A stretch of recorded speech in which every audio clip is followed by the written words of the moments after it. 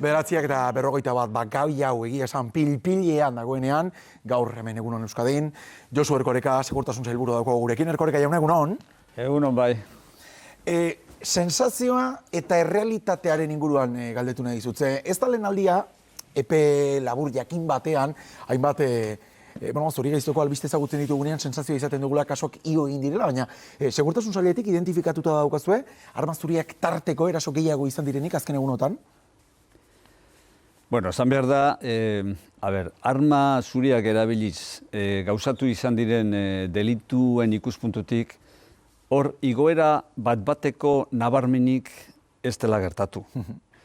Aspalditik gabiltza fenomeno hori kontrolatzen, jakin badakigu, fenomeno hori bidean zegoela, eta iraganeko denporarekin konparauta hori hazten zijoala, baina ez da egia edo sensazio okerra izango litzateke norbaitek uste izango balu, egun batetik besterako igoera bat izan dela. Egia da, azken hilabeteotan agian kasu nabarmen batzuk eta azpimarragarri batzuk gertatu izan direla, ezta? Hori egia da, eta agian fokoak horietan jarri direla, hori dela eta.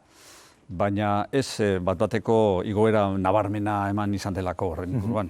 Arrazoirik identifikatuta daukazue, ia zergatik gehienetan gazteak eta gizonezkoak direlako kalera ateratzen diren labana bat edo antzekoekin? Bueno, eske hori oso gogoeta, zabala eta sakona izango litzateke. Esan edot, segurtasun sail batek bere eginkizunen artean dituen funtzio eta zaratago dagoen zerbait da. Segurazki, soziologoen artean eta psikosoziologoen artean horri buruzko iritzirik eta tesi oinarriturik izango da, eta nik irakurri izan ditut batzuk ere, ondo jarrita daudenak eta nire ikuspuntutik egokiak izan daitezkenak. Baina ez da gure eginkizuna hain zuzen ere, nabarmentzea zergatik momentu batean, gizarte batean, ala gizarte bateko sektore batzuetan, nabarmentzen diran portaera ala jokamolde batzuk iraganean hain maiz ematen ez zirenak eta bat-batean indarra hartzen doazenak eta praktika horiek errotu egiten direnak. Hori, azterketa soziologiko sakona baten bidez bakarrik jakin ditzakegu horren oinarrian dauden arrazoiak zeintzuk diren. Goazen zu ere esku egon daitezken beste neurri batzuz hitz egitera. Hasiera batean Gorka Urtaranek jarritako planteamenduaren inguruan, nolabaiteko baieztapena atzo Zupiria jauna, gobernu bozeramaileak eman zuelako, lokal konkretu batzuetan metal detektagailuak jartzeko aukera mahai gainean dagoela. Zein puntutan egon liteke aukera hori? Bueno, zuk esan duzun moduan fokoa hortxe jarri da, nik neuk ez dakit zergatik, ze egia da hor nire aurretik hitz egin duen persona horrek adierazi duen moduan, estadistikak erakusten ematen du, labaina bitartez egiten diren deliturik gehienak ez direla diskoteka barruetan egiten, kanpoan baino. Beraz, detektagailuen neurri bat, har daiteken neurri bat izan daiteke, agian egokia, agian eraginkorra, baina ez bakarra ez da urrundik ere, esan nahi dut, gehienak kanpoan ematen dira. Egia da, joan den asteburuan Gasteizen gertatu izan dena, barruan gertatu zela, baina beste asko eta asko kanpoan gertatzen dira, ezta? Atarian, diskotekaren atarian, inguruko kaleetan, ala hortik urruti baita ere. Beraz, arazoaren zati bat bakarrik hartzen du horrek, neurri horrek. Beste alde batetik, segurazki detektagailua jarri ala ez jarri horren inguruan eztabaidatu baino lehenago, agian, eztabaidatu beharko genukeena da, horrelako establezamentuetan sarreran segurtasun pribatuko arduradunak jarri behar ditugun, ala ez? Izan ere, detektagailua tresna bata miatzeko, detektagailuaren bitartez zer egiten da? Katzeo bat egiten da. Eta katzeoa egiteko gaituta dagoen profesional bat beharrezkoa da. Beraz, agian beste debate bat dago aldez aurretik gauzatu behar dena detektagailuarena baino lehenago. Izan ere, detektagailua bera ez da aurrera pauso nabarmena, aldez aurretik ez badaukagu profesional bat hori erabiltzeko gaituta eta trebatuta dagoena. Kasu honetan gertatzen dena da, lokal askok ez daukatela segurtasunaz arduratzen den pertsona bat. Hortik hasiko litzake eztabaida, behartuta egon beharko lukete? Bueno, momentu honetan, bete behar hori 700 gorako afora daukaten diskoteka bakarrik daukate. Segurazki lehenbiziko urratsa hortik eman beharko litzateke eta gu horretan ibili bagabiltza. lehenbiziko urratsak eman ditugu, hori gauzatu dadin, edo horren inguruko neurri batzuk hartu daitezen. Ikusi beharko da, gero, hain zuzen ere, zenolako establezimentuetara edatu daiteken neurri hori. Zabaldu egin behar dela, argi dago, ezin daitekela agortu neurri hori 700-etik gorako afora daukaten establezimentuetan, argi dago, baina edozein neurri ere ezin daiteke hor hartu. Gauzak neurtu egin behar da, dira, eta orekatz hartu behar dira, beti ere sektorea entzunda, eta, egokiak edo aproposak diren neurrietara mugatuta, ez haratago joan daitezken exigentziak ezarrita. Argitzeagatik hortaz, kopuru hori jeistearen aldekoa izango zinateke? Nik uste dut hori bidezkoa izango litzatekeela, bai. Jeistea eta ikustea gero zein kopurutik gora izan behar den. Agian denetan, ez dakit, segurazki denetan edo askotan behintzat. Hori izan daiteke eztabaida gaietako bat, ze hiriburuetan gainera badira lokal asko, ordu txikiak arte zabaltzen dituztenak, baina ez direnak horren handiak, ez da, 700-eko mugatik dezente bajuago daudenak. Bai, horregatik debate hori segurazki detektagailuarena baino lehenagoko debate bat izan beharko litzatek, ez da? Esan bezala gero, detektagailuak berez, ez badago profesional bat hori erabiltzeko gai dena, ez duelako paperik betetzen, ez du ezertarako balio. Epe laburrean hortaz, ez da aurre ikusten, atzo Zupiriak esan zuelako, lokal konkretu batzuetan neurri hori hartu litekela, akaso konkretuak esaten da, kasu horretan segurtasunaz arduratzen direnek, badukatelako formazioa edo badukatelako beharrezkoa den titulazioa edo dokumentua hori gauzatzeko? Bueno, lehenbiziko urratsa, segurtasun pribatua edatzearena hori martxan dago, eta horretarako prozesu administratiboa bidean jarraita daukagu dagoeneko. Ez dut orain aurreratuko zein izango den neurria hain zuzen ere, hori teknikoen iritzia ere entzun beharra dagoelako, eta horren araberako ponderazio bat egingo delako, zehazteko, hain zuzen ere, neurriaren norainokotasuna zein izango den. Baina hori bidean dago jadanik, eta hori, hemendik eta egun batzuetara hori martxan jarriko da, eta kaleratuko da, baita ere. Duela minutu gutxi Hector Sánchez, Bizkaiko Ostalaritza Elkarteko gerenteak esaten zuen, Bizkaian dagoeneko badirela lokal batzuk saiakera egin dutenak detektagailu horiek jarri izateko, eta hain justu, segurtasun sailetik abisua helarazi zaiela, pertsona horiek ez daukatela gaitasuna hori burutu ahal izateko, hori gertatu da. Nik orain komentatu dizudan kontua da. Gaitasunik ez daukan profesional bat jartzen baduzu hori kudeatzen, detektagailu bat kudeatzen, hori legearen kontra doa eta sektorearen kontra doa, eta segurtasun pribatuko sindikatuak kexua planteatuko dute esanez, hori, euren esparru profesionalera reservatutako eginkizun batela, eta edozeinek ezin dezakela hori horrela irabili, eta legez ere horrela da. Ez dugu esan duzu, estadistikoki gehienak lokal kanpokaldean edo kalean gertatzen diren erasoak izan dira orain arte behintzat Gipuzkoara bat Bizkaian izan direnak, ze neurri gehiago hartu daitezke hortaz?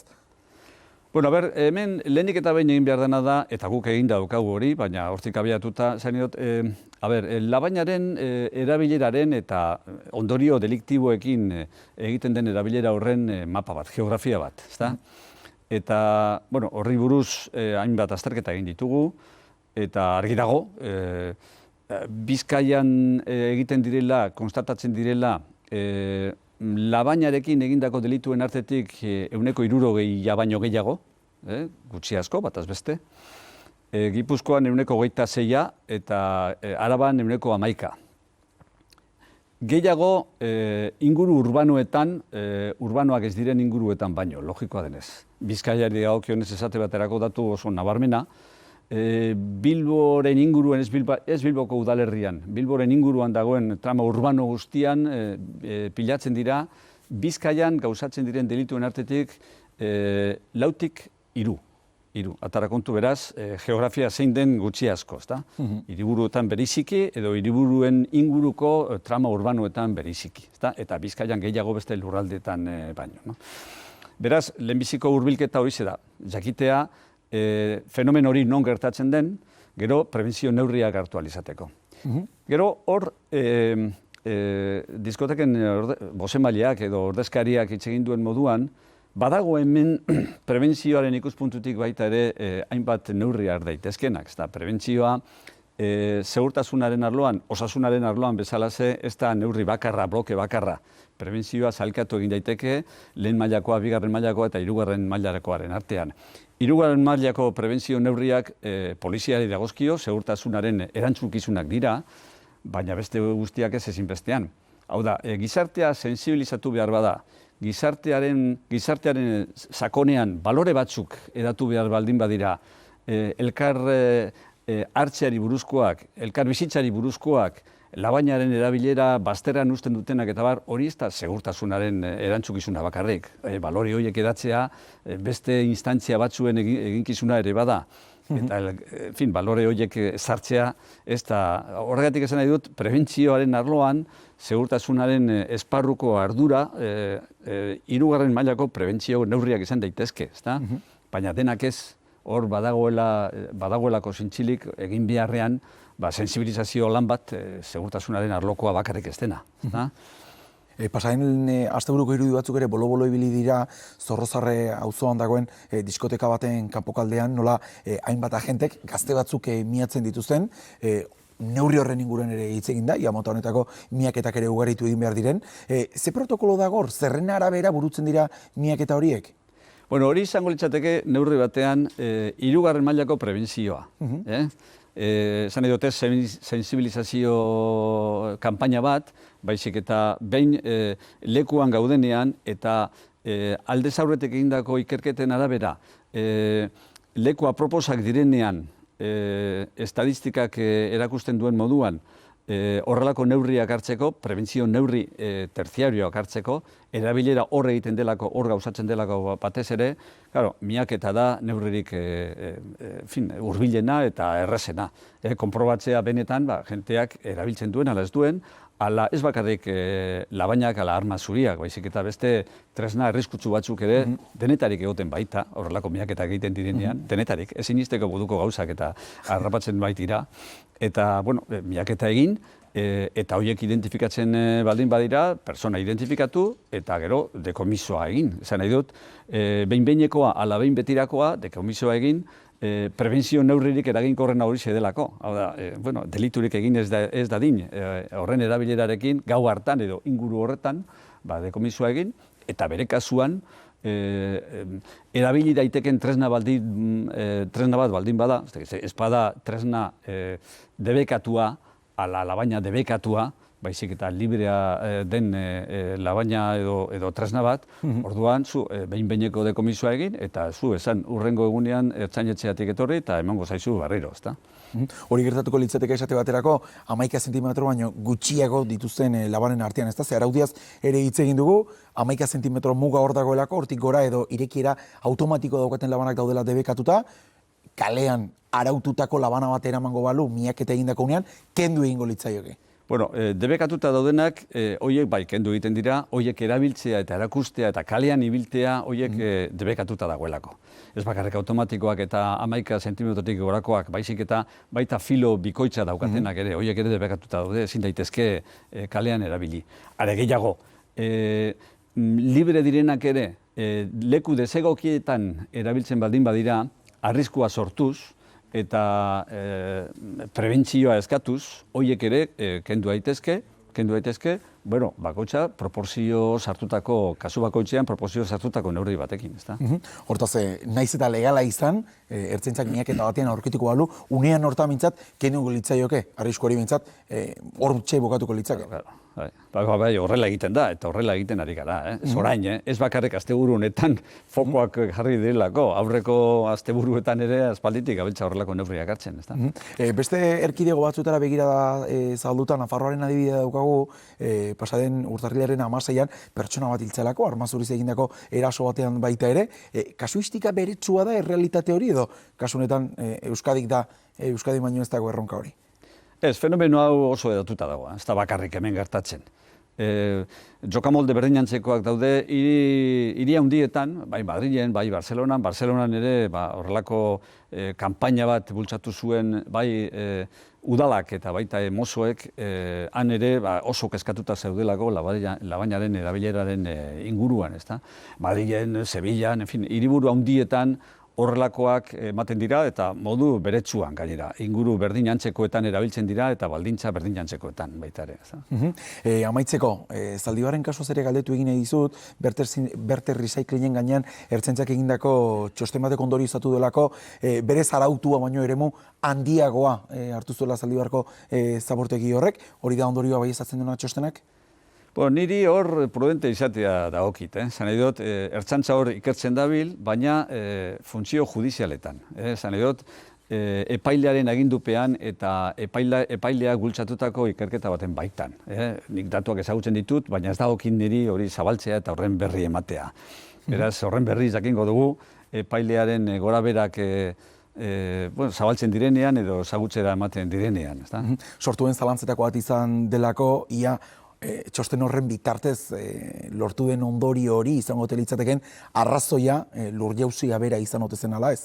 Halako ondoriorik izango ote den? Hori ganera, esan dut hori beste urrats bat da, gehiago eman behar dena, eta hori epaileak berak erabaki behar du benetan kausalitatea zein den eta nola kokatzen duen. Ertzaintzaren txostenak erakusten ematen dute, ikerketaren ondorioz bildu izan dena eta nabarmenak diren datuak mahai gainean jartzen ditu, gero harreman kausalak eta zer sortu duen eta nola sortu duen eta bere kasuan erantzikuzunak zeintzuk diren hori epaileak erabakiko du, baina segurazko horretarako oraindik ere prozesua gauzatu beharko da.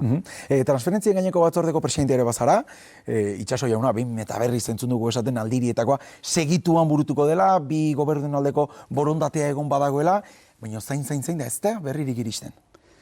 Bueno, gure jarrera argia da, eta beti izan dugu, gu prest gaudela batzartzeko eta, arintzeko edo bultzatzeko transferentzien prozesu hori, ezta?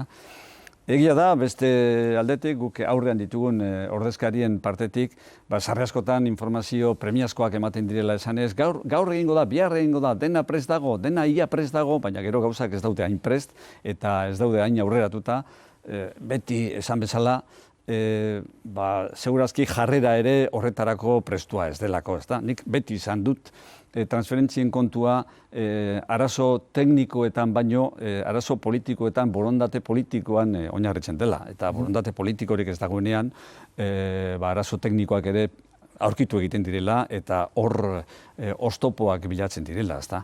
Zan edot, nire esperientziak erakusten ematen dik, borondate politikoa egon denean eta konpromiso zehatza eta irmoa hartu duenean gobernu zentralak arlo horretan aurrera pausoak ematen direla eta konpromiso hori ez dagoenean, aitzakiak bitarteko, aitzakiak bilatzea errezena da arlo honetan, ez direla aurrera pausoak behar bezala ematen, ezta? Berririk ez dagoazu hortaz, aldirietako trenen transferentzia, iepeagun baten eritxiote liteken ala ez. Ez emateko modu horik, ez. Eta transferentzia honetaz gain, besteren batean aurrera pausorik emateko moduan izango te den, datuzen hilabetetan eta badakigu autoestontziekin hitzordua izateak erabat baldintzatzen duela jarduera politikoa. Esperientziak erakusten ematen du baita ere hauteskunde garaiak baldintzatu egiten duela bai transferentzien prozesua eta normalean ez onerako, ez mesederako, okerrerako baina hori esperientziaren kontua eta egia dago, esperientziak ere salbuespenak esaten dituela, noiz benka, ez da ikusi beharko da. Pentsatzen dut hortaz, Itxasok esaten duenean borondatea bi gobernuen aldetik dagoela, alde batean behintzat hankamotz geratzen dela ulkia. Bueno, bietan argia izango balitz eta nabarmena izango balitz, segurazki ez litzateke hain luzarorako atzeratuko transferentzien prozesuan aurrera pausoak ematearena, ezta? Erkoreka jauna, eskerrik asko egunon Euskadi intzetagatik. Zuei, eskerrik asko. Goizeko marrak puntu-puntuan, egunon Euskadi.